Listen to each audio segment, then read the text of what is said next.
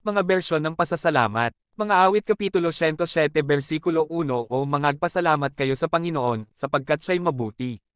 Sapagkat ang kanyang kawan ay magpakailanman. Mga awit Kapitulo 118 versikulo 24 Ito ang araw na ginawa ng Panginoon, kami ay manggagalik at manggatuwa sa loob nito. Tuldok. Mga awit Kapitulo 136 versikulo 1 O mangagpasalamat kayo sa Panginoon, sapagkat siya ay mabuti, sapagkat ang kanyang kawan ay magpakailanman. Panaghoy Kapitulo 3 versikulo 23 Ang mga ito ay bago tuwing umaga, dakila ang iyong katapatan.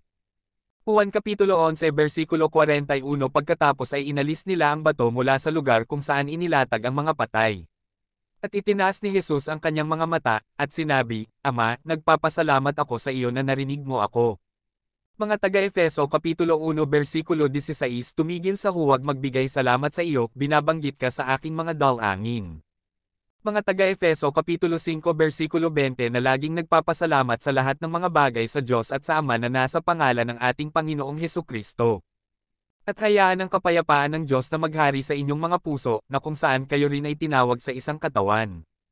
At magpasalamat ka. Kolosas Kapitulo 3 versikulo 17 At anuman ang iyong gawin sa salita o sa gawa, gawin ang lahat sa pangalan ng Panginoong Hesus, pagbibigay salamat sa Diyos at sa Ama sa pamamagitan niya.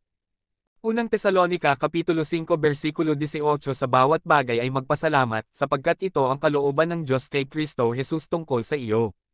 Mga Hebreo Kapitulo 12 versikulo 28 Kung bakit tumatanggap tayo ng isang kaharian na hindi makagalaw, magkaroon tayo ng biyaya, kung saan maaari tayong maglingkod sa Diyos na katanggap-tanggap na may pagpipitagan at makadiyos na takot. Santiago Kapitulo 1 versikulo 17 Ang bawat mabuting regalo at bawat perpektong regalo ay mula sa itaas, at nagmula sa Ama ng mga ilaw, kanino walang pagbabago, o anino ng pag-on.